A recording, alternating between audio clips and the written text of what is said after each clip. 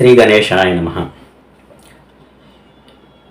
మీ జాతకంలో కాలసర్పదోషం ఉంది అని ఏ సిద్ధాంతి గారైనా ఏ పంతులు గారైనా చెప్పినప్పుడు మరి ఆ దోషాల నుండి నివారణ చేసుకోవటానికి సర్పశాంతి చేసుకుంటూ ఉంటాం. ఇది చాలా ఖర్చుతో కూడుకున్న వ్యవహారం. సర్పశాంతి చేసుకుని హోమ కార్యక్రమం చేయించుకోవాలంటే ఇది ప్రతి సంవత్సరం చేయించుకునేదే, కానీ అధిక ఖర్చుతో కూడుకున్న వ్యవహారం. అంత స్థాయి స్తోమత చాలామందికి ఉండదు. అందుకే నేను చిన్న చిన్న రెమెడీలు చెప్పడానికి గల కారణం కూడా అదే. అంత ఖర్చు పెట్టుకుని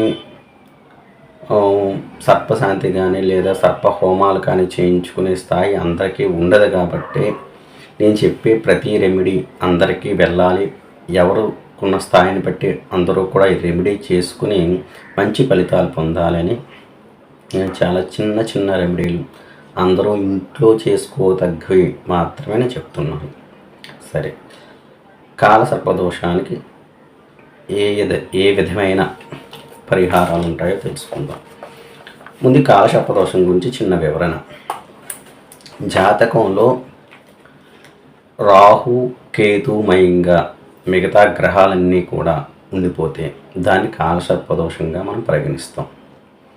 రెండవది, ఈ రాహువు కేతువు ఉన్న స్థానాలను బట్టి ఈ కాలసర్పదోషాల్లో ఎన్ని రకాలు ఉన్నాయనేది, అది ఏ విధమైన కాలసర్పదోషం అనేది మేము పరిగణలోకి తీసుకుంటాం. ఉదాహరణకి సుమారుగా ఇంచుమించుగా 12 రకాల కాలసర్పదోషాలు మనకున్నాయి. ఒకటి గులిక కాలసర్పదోషం, వాసుకి, శంకుకాల, పద్మకాల, మహాపద్మకాల, తక్షక, కర్కోటక, శంకుషూడ, ఘటిక, విషధార, శేషనాగ, అనంత. ఇంచుమించుగా సుమారుగా 12 రకాల కాలసర్పదోషాలు పరిగణలోకి తీసుకుంటాం. ఇది ఒక్కొక్క దోషము ఒక్కొక్క రకమైన తీవ్రమైన ప్రభావాలను చూపిస్తూ ఉంటుంది. అందులోనూ మీ జాతకంలో రాహు ఏ స్థానంలో ఉన్నాడు, లేదా బలంగా ఉన్నాడా, బలహీనంగా ఉన్నాడా, శత్రుస్థానంలో ఉన్నాడా, నీచంలో ఉన్నాడా, ఈ రాహుకేతువులు అనే దాన్ని బట్టి కాలసర్పదోష ప్రభావం మారిపోతూ ఉంటుంది. ఉదాహరణకి ఎక్కువగా అనారోగ్యం మీద విపరీతమైన ప్రభావాన్ని చూపిస్తుంది.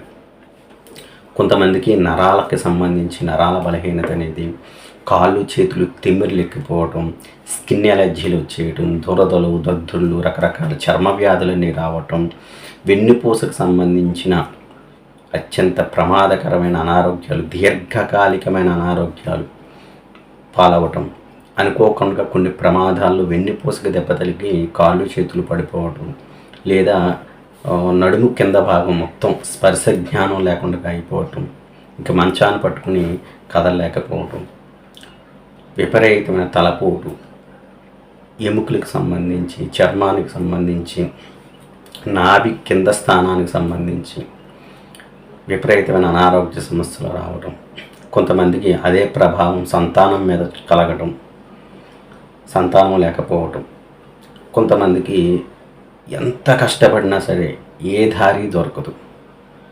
ఇలా రకరకాల ప్రభావాలు ఆ జాతకుల మీద పడుతూ ఉంటాయి. వారికున్న కాలసర్పదోషాన్ని బట్టి, దాని తీవ్రతను బట్టి ఇవన్నీ కూడా జరుగుతూ ఉంటాయి. మరి ఏమిటి పరిస్థితి? అలాంటప్పుడు అందరూ చెయ్యదగ్గది, అందరూ చేసుకునేది అత్యంత సులువైనది చక్కని పరిహారం చెప్తాను. దీని పెద్ద ఖర్చు అయితే ఏమీ ఉండదు. ప్రతి ఆదివారము సాయంత్రం 4:30 నుండి 6:30 వరకు రాహుకాలం ఉంటుంది. ఆ రాహుకాలంలో మీకు దగ్గరలో ఉన్న గ్రామదేవత ఆలయానికి కానీ లేదా దుర్గా అమ్మవారి ఆలయానికి కానీ వెళ్ళి నిమ్మకాయ దీపాన్ని పెట్టండి. నిమ్మకాయ కోసేసి రసం పిండేసి ఆ డొప్పలు తిరగవేసి దాంట్లో బొడ్డొత్తు కానీ పువ్వొత్తు కానీ వేసి ఆవు నూనె వేసి ఒక గుప్పెడు మినుములు, ఒక గుప్పెడు ఉలవలు, మినుముల మీద ఒక దీపాన్ని, ఉలవల మీద మరొక నిమ్మకాయ డొప్ప దీపాన్ని పెట్టండి. పెట్టి రెండు వెలిగించి అమ్మవారికి కుంకుమార్చన చేసుకోండి. గ్రామ దేవత అయితే మీరే వెళ్ళి స్వయంగా చేసుకోవచ్చు. లేదా దగ్గరలో ఉన్న చిన్న చిన్న దుర్గా అమ్మవారి దేవాలయాలు ఏమన్నా ఉన్నా సరే ఆ ఆలయ ప్రాంగణంలో మీరే కూర్చొని చక్కగా చేసుకోవచ్చు. అలాగే అమ్మవారికి దుర్గా అష్టోత్తరంతో కానీ లేదా శ్రీదేవి గర్గమాలతో కానీ చక్కగా కుంకుమార్చన చేసుకుని లేదా అర్చకుల చేత చేయించుకోండి. అమ్మవారికి నైవేద్యంగా ఏం పెట్టాలి? చలిమిడి, వడపప్పు, పానకం ఇవి నైవేద్యంగా పెట్టి ఒక కొబ్బరికాయ కొట్టి ప్రతి ఆదివారం క్రమం తప్పకుండా చిన్నపిల్లలు కానీ పెద్దలు కానీ కాలసర్పదోషం ఎవరి జాతకంలో ఉంటే వారు ఖచ్చితంగా ప్రతి ఆదివారం ఈ పరిహారం చేయండి. ఇలా చేయగా అందుకు కాలసర్పదోషం అంటే అత్యంత తీవ్రమైంది. మనిషికి ఎదుగుదల అనేది లేకుండా చేస్తుంది, పూర్తిగా అనారోగ్యం పాలు చేసేస్తుంది.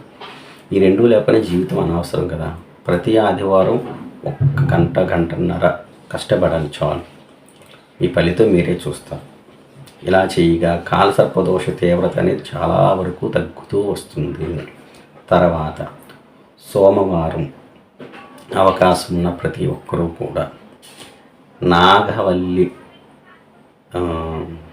పుష్పాలు అంటారు, నాగమల్లికలు అంటారు, అవి సంగ్రహించుకుని శివార్చన చేయించుకోండి. శివాలయంలో నాగమల్లి పుష్పాలు చాలా అరుదుగా ఉంటాయి. ఇవి అవకాశం ఉన్న వాళ్ళు వాటితో శివుడికి అర్చన చేసుకున్న ఆ దోషం కొంతవరకు తగ్గుతూ ఉంటుంది.